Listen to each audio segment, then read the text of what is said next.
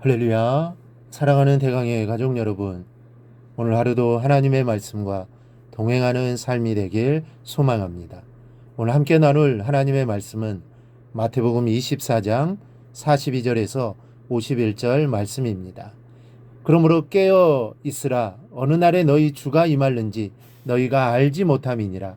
너희도 아는 바니 만일 집 주인이 도둑이 어느 시각에 올 줄을 알았더라며 깨어 있어 그 집을 뚫지 못하게 하였으리라.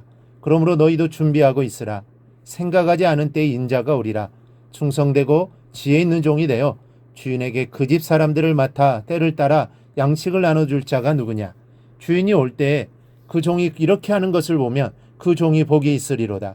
내가 진실로 너희에게 이르노니 주인이 그의 모든 소유를 그에게 맡기리라. 만일 그 악한 종이 마음에 생각하기를 주인이 더디 오리라 하여 동료들을 때리며 술 친구들과 더불어 먹고 마시게 되면 생각하지 않은 날 알지 못하는 시각에 그 종의 주인이 이르러 엄히 때리고 외식하는 자가 받는 벌에 처하리니 거기서 슬프며 이를 갈리라. 아멘. 목사님 한 분이 부흥의 인도차 서울에서 부산으로 고속버스를 타고 내려가고 계셨습니다. 밤차라서 그런지 자리가 많이 비어 한가한지라 목사님은 한가하게 앉아있는 안내양을 불렀습니다. 몇 마디 말을 건네다가 성령의 감동하심이 있어서 예수님을 아느냐고 물으신 목사님은 모른다는 안내양의 대답에 예수님에 관해 말해주기 시작했습니다. 안내양은 끝까지 진지하게 들었고 제게 이런 귀한 분에 대한 얘기를 해준 사람이 지금까지 없었습니다. 정말 고맙습니다. 이제부터 예수님을 나의 주님으로 모시겠습니다. 라며 감격해 했습니다. 이윽고 목적지인 부산에 도착하자 안내양은 목사님께 목사님 언제 다시 뵙게 될는지는 알 수 없지만 하늘나라에서는 꼭 만나겠지요. 정말 감사합니다. 하고 기쁜 표정으로 작별 인사를 했고 목사님도 한 영혼을 구원한 기쁜 마음으로 버스에서 내려 부흥회를 인도할 교회에 도착하여 여장을 풀었습니다. 그런데 그 이튿날 아침 목사님은 조간신문에서 놀라운 사고 소식을 접하게 되었습니다. 바로 어제 타고 왔던 고속버스가 차고지로 가던 도중에 밤길을 가속으로 달려오던 대형 트럭과 정면 충돌하여 그만 운전수와 안내양이 사망했다는 것입니다. 그렇습니다. 이 세상 그 누구도 자신의 개인적 종말이 언제 오는지 또 지구적인 종말이 언제 오는지 알 수가 없습니다. 아무도 예측할 수 없는 상태에서 하루하루 살 뿐입니다. 이렇게 살고 있는 우리들에게 오늘 주님은 깨어 있으라고 말씀합니다. 왜 깨어 있으라고 말씀하셨을까요? 먼저는 그날과 그 시간을 알 수 없기 때문입니다. 모르기 때문에 전혀 예측할 수 없기 때문에 우리는 깨어 있어야 합니다. 예수님께서 언제 오실지 그리고 주님께서 오심으로 시작되는 종말이 언제 집행될 것인지 아는 사람은 아무도 없습니다. 더러는 그날이 언젠가 될 것이라고 예언하는 사람들이 있었지만 다 빗나가고 말았습니다. 그러니 우리는 깨어서 기다리며 성실하게 살아야만 합니다. 또 한 가지 기억할 것은 재림을 기다리는 우리의 마음의 분위기입니다. 우리가 깨어 있어야 하는 것은 심판에 대한 공포나 불안 때문이 아닙니다. 주님을 기다리며 불안해하는 것은 어디까지나 어둠의 자식으로 심판을 기다리는 자들의 몫입니다. 우리가 주님을 깨어 기다리는 것은 주님께서 가지고 오시는 영광과 기쁨 때문입니다. 누군가가 내일 노벨상을 탄다고 하면 그 사람은 아마 설레임 때문에 잠을 이룰 수가 없을 것입니다. 이와 같이 주님을 기다리는 우리의 마음도 상상하지도 못했던 행복한 잔치를 기다리는 설레임으로 가득 차 있어야 하는 것입니다. 또 하나는 할 일이 있기 때문에 깨어 있어야 합니다. 충성된 사람일수록 잠을 많이 자지 않습니다. 주인에게 맡겨주신 일을 소홀히 할 수가 없기 때문입니다. 항상 온 신경이 주인께서 맡겨주신 일에 가 있습니다.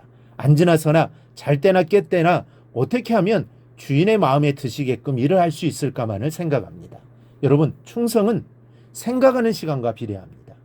내가 충성된지 소홀한지는 맡은 일을 생각하는 시간이 얼마인가를 생각해 보면 정확합니다. 많은 신앙인들이 자신의 사명을 잊고서 한 주일을 삽니다. 그러다가 주일 전날이 되어서야 할 일을 기억에 떠올리고는 급하게 준비를 하는 경우가 얼마나 많습니까? 그러니 열매가 충실할 수가 없습니다. 그러므로 생각하는 시간을 반드시 들이십시오. 내가 맡은 일은 어떤 것인가?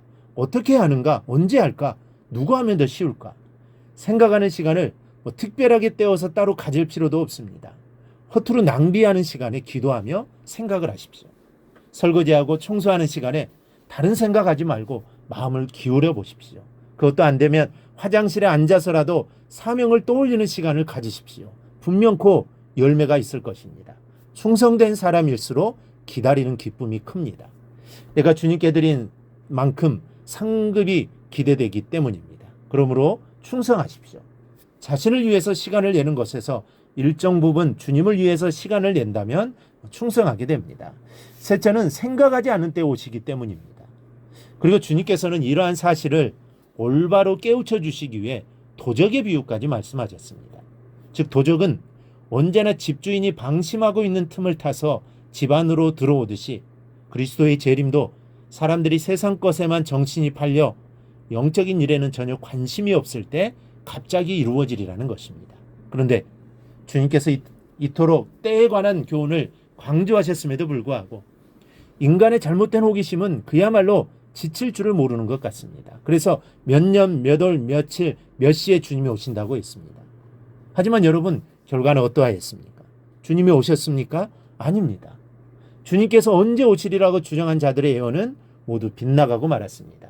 아니, 오히려 그 시간에 오시는 것이 이상합니다. 왜냐하면 주님께서는 분명히 생각하지 않은 때에 오시리라고 말씀하셨기 때문입니다. 따라서 우리는 생각하지 않는 시간에 오시리라는 말씀을 기억하면서 항상 깨어있는 마음으로 이 시대를 살아가기를 바랍니다. 그리고 온 세상 사람들이 땅의 것에만 정신이 팔려있는 이 마지막 때에 여러분은 하늘의 신령한 것을 사모하시기 바랍니다. 그래야 지혜로운 다섯 처녀처럼 항상 기름과 등불을 준비하는 삶을 살아감으로써 신랑 되시는 주님이 생각하지 않은 때에 오실 때 기쁨으로 나아가 영접할 수 있는 복된 성도들이 되시기를 바랍니다. 그리고 주님이 다시 오심을 고대하는 성도들이 되기를 주님의 이름으로 축원합니다.